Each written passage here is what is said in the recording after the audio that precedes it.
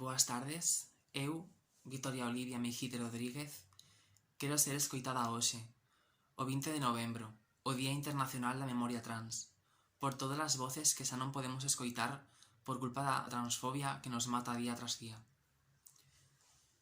Os datos que atopei investigando a situación que temos a día de hoxe, unha vez máis, romperonme o corazón e a alma, pese a existencia destes datos, moita xente atreverase a pensar e a dicir que hoxe en día estamos mellor que antes, que fai moitos anos, que hai anos non podíamos facer as cousas que facemos hoxe. E eu quero preguntar, realmente estamos mellor? Existe un descenso dos casos de agresións, de violencias, de discriminación hacia o noso colectivo? Porque realmente os datos din o contrario. Dende outubro do ano pasado, 2019, ata setembro deste ano 2020, aumentaron os asasinatos a persoas trans nun 6%. Isto parece unha cifra moi pequena, pero isto significa que son 350 persoas deste ano, dende outubro do ano pasado, que se suman á lista de persoas trans asasinadas no mundo. E soamente con este dato, únicamente con este dato, creo que queda claro que a nosa situación non é unha situación mellor, é unha situación de perigo pola nosa vida. Son xa case 3.670 persoas trans asasinadas no mundo nos últimos 12 anos. E oxalá que non chegue nunca a cifra de 4.000. Oxalá que non ocorran máis asasinatos así. Pero por dentro sei que non vai ser así. Sei que van subir os casos porque seguimos vivindo nun mundo no que seguimos sendo atacadas polo sistema e por persoas que detestan a nosa existencia. O 98% dos asasinatos a nivel global son de mulleres trans ou de persoas trans femininas. O 62% das persoas trans asasinadas das que coñecemos a ocupación eran traballadoras sexuais, porque quero recordarvos que a taxa de paro de persoas trans é de 85%. E moitas de nós acaban por traballar na rúa porque non teñen outra salida e isto é ao que se enfrentan todos os días. Neste último ano, en Estados Unidos, foron 28 as persoas trans asasinadas, sendo o 79% delas persoas trans racializadas, e 11 en Europa, sendo a mitade delas persoas migrantes que buscaban traballo, buscaban unha vida. O 82% de todos os asasinatos globais están rexistrados en América Central e do Sur, sendo Brasil o país con máis porcentaxe de asasinatos trans, cun 43%. A idade media das persoas asasinadas é de 31 anos, sendo a persoa máis xoven de 15 anos. 15. Como podedes ver, a día de hoxe seguimos sendo atacadas e as cifras únicamente falan a favor das persoas que están en contra da nosa identidade. Na descripción deste vídeo deixo-vos a lista de todas as persoas trans asasinadas neste último ano para rendirlles homenaxe o día de hoxe e todos os demais días que lles foron arrebatados.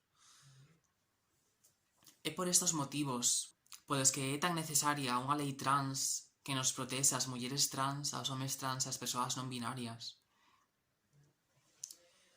Quero dar testemuña da miña propia experiencia como muller trans para que vexades que estes sucesos non ocorren nas series, na televisión, no que contan por aí. Son sucesos reais que vivimos e sofrimos as persoas trans na nosa vida cotiá e que deberían estar consideradas delitos de odio. Eu, por desgraza, podo afirmar que sufrín todo tipo de agresións, dende verbais ata físicas, simplemente pola miña identidade de xénero, por ser trans.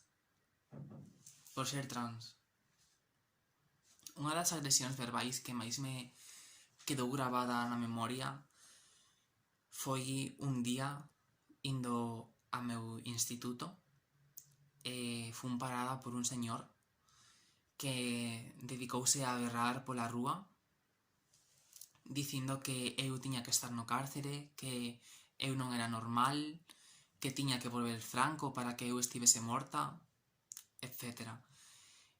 Chegou a agarrar a outras persoas que estaban paseando pola rúa para sinalarme e dicirlles que eu non era normal, ese tipo de frases.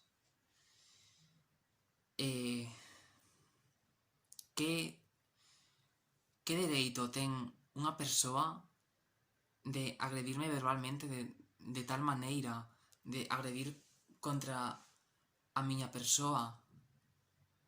Que dereito ten? Por ser eu quen son? Por desgraza, pasaronme máis situacións como esta.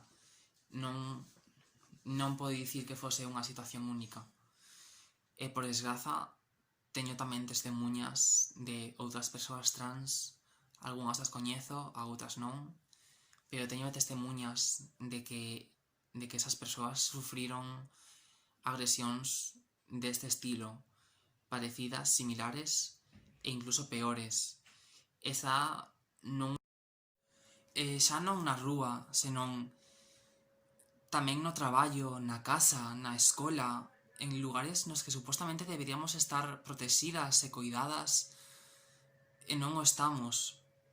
E non pensedes que únicamente son discriminacións e agresións verbais porque son a punta do iceberg. Moitas de nós fomos tamén agredidas físicamente e sexualmente por xente que non está de acordo con a nosa existencia ou persoas que nos fetichizan ata o punto de vernos como obxetos cos que facer o que queiran e despois desecharnos. E quero que se tome conciencia destes sucesos que ocorren a día de hoxe, día tras día, que un día normal e corrente pode acabar cunha de nós, con máis de unha de nós, apalizada, drogada, violada ou incluso asasinada. E que ese medo non vai desaparecer nunca. Porque eu, por exemplo, podo corroboraros que ese medo non o vou perder nunca, dende sucesos dos que dou grazas por sair con vida, pero que a miña conciencia, a miña memoria non vai esquecer nunca. E isto, desgrazamente, non son a única persoa trans que sufriu estas agresións, pero outras de nós non conseguiron sair con vida disto. E é precisamente por elas porque os quero dar conciencia da realidade que estamos sufrindo. Quero, ademais, darvos as grazas a todas as persoas e entidades que nos brindades apoio, que sen vos o noso día a día sería moito máis gris, e que é precisamente grazas a vos que podemos coller forzas e sair adiante e seguir loitando e berrando contra este sistema transfobo. Grazas por todo o que facedes, compañeiras. E a todas as persoas trans do mundo quero transmitirvos o meu apoio, quero que saibades que non estades soas, que estamos todas xuntas nisto e que debemos unir forzas. O día que outra máis de nós non volte a casa, asegurareime de que se prendan barricadas. Moito ánimo a todas e avante, compañeiras.